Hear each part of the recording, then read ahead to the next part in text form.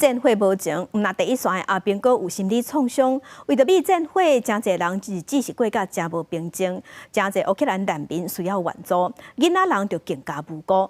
今仔日行入世界边界俄乌战争系列报道，台记台采访团队要用镜头带乡亲，咱来去关心罗马尼亚当地少年组织因安怎对乌克兰囡仔难民的照顾。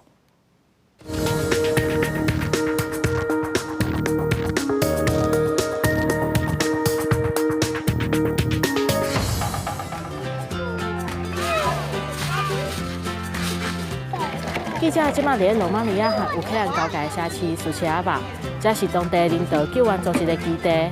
因自2022年7月份开始，就着小收留来自乌克兰、奥德萨和赫尔松的囡仔，有一大部分因拢是孤儿。这套物啊排几排，囡仔伫草包顶做伙咧耍，甲其他的收容所无共款。罗马尼亚所在化这间庇护收留的是儿童难民，眼前才有路无厝的孤儿，因为战争的关系。乌克兰政府安排来遮避战火。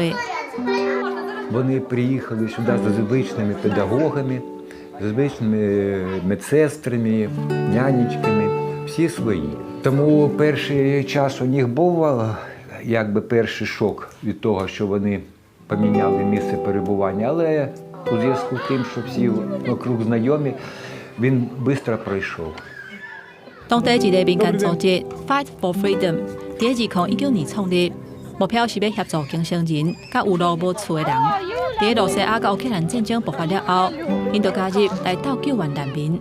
喺其他大型的人道救援組織甲機構協助之下，因進行幾項計劃，其中一項就是安置遮的離開厝，無親人通好陪伴囡仔。Besides these 75 orphans, we have rescued more than 400 children. We have evacuated and bring them to Romania and offer them shelter and food and everything else. 這位17歲戴安娜是為烏克蘭基輔郊區來的，今年年初來到羅馬尼亞，原底伊嘛是其中一個收容的難民。不過即馬伊加入團隊，正做志工，協助整理物資，陪伴比較少歲囡仔。Я приїхала до Румунії 8 місяців тому. Я приїхала до Румунії дитиною в центр. І тепер я волонтер. 前線的戰事還佫佇個當前，面對大量的救援成本，嘛考驗國際社會耐心。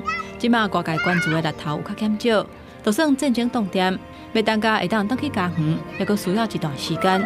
現此時，敢若會當先把感情顧好。自一眾人的力量援助被迫害的囡仔，互即寡國家未來的主人，佇個無平靜的時代有一個平穩的生活。記者高定宇、林建如羅馬尼亞採訪報道。